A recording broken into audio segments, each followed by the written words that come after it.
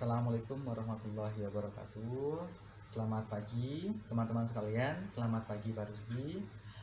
Terima kasih atas kesempatan yang diberikan kepada kami kelompok 1. Dalam kesempatan kali ini kami kelompok 1 akan memaparkan materi terkait dengan bab 3, bagian ketiga dari buku Cost Analysis and ABC Costing for Government.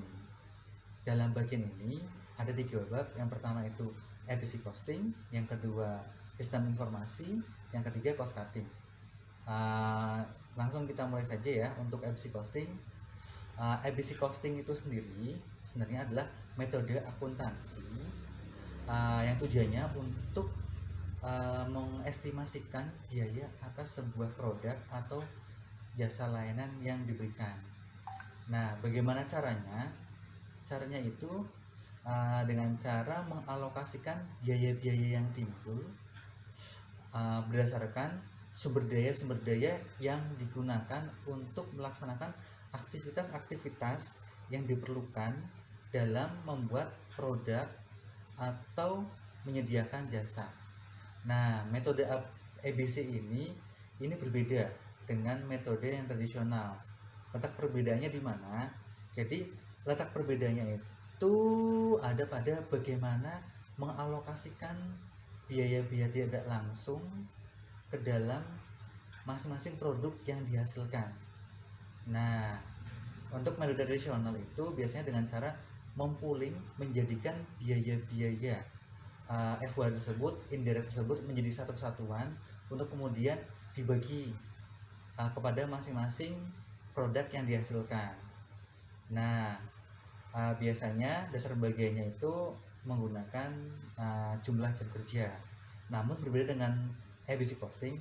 Untuk ABC Costing sendiri, dia membagi indirect tersebut, mengalokasikannya ke dalam sebuah aktivitas-aktivitas yang diperlukan untuk menyusun atau membuat sebuah produk.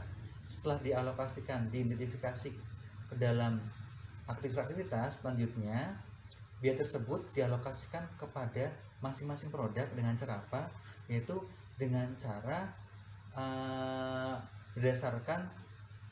berdasarkan tingkat aktivitas yang dilaksanakan oleh masing-masing produk itu sendiri. Nah, untuk membedakan model ini, saya coba memetaforakannya ya. Saya coba memetaforakannya dua model ini ke dalam masakan, cara masak. Yaitu dimana saya mencoba dalam hal ini memasak dua macam masakan atau dua produk. Itu pertama memasak gudeg telur, yang kedua saya akan memasak kari ayam. Nah, saya akan menggunakan dua cara di dalam masak. Yang pertama menggunakan metode tradisional dan akan menggunakan metode ABC. Ketika memasak, kita kan membutuhkan banyak bumbu-bumbu. Biasa bumbu-bumbu itu digunakan untuk kedua masakan tersebut. Nah, bumbu itu tuh ada kecap, ada garam, ada santan, ada gula, ada micin kalau yang mau micin gitu ya.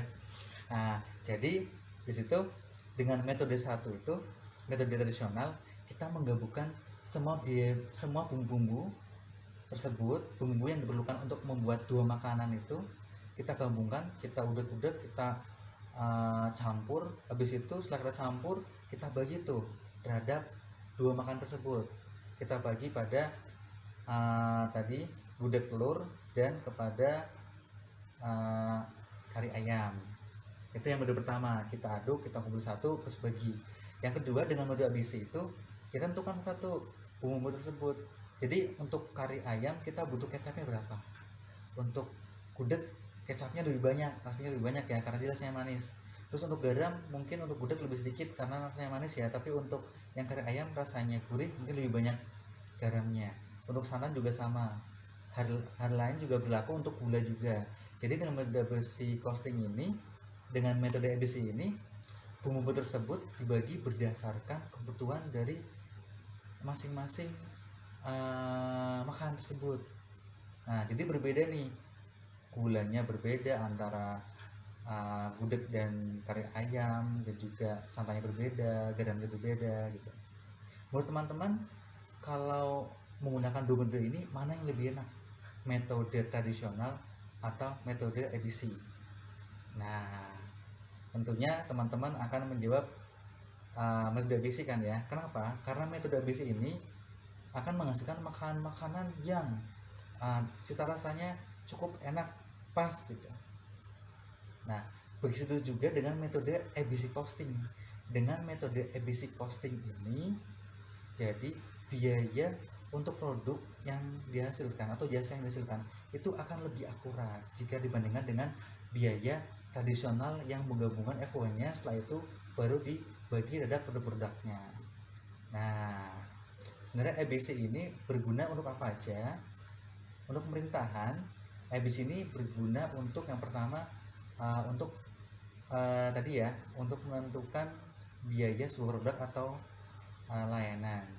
Jadi dengan kita mengetahui biaya produk layanan dengan lebih akurat, kita bisa menentukan sebenarnya biayanya berapa. Kita akan bikin atau kita akan beli saja.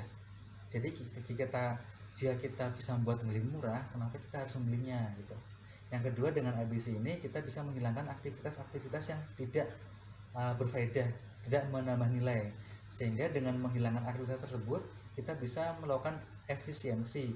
Di sisi lain kita tapi tidak mengurangi kualitasnya. Karena apa? Yang kita hilangkan itu aktivitas-aktivitas yang tidak menambah nilai guna. Nah, untuk yang ketiga, efisiensi costing ini juga bisa digunakan sebagai dasar untuk melakukan penganggaran.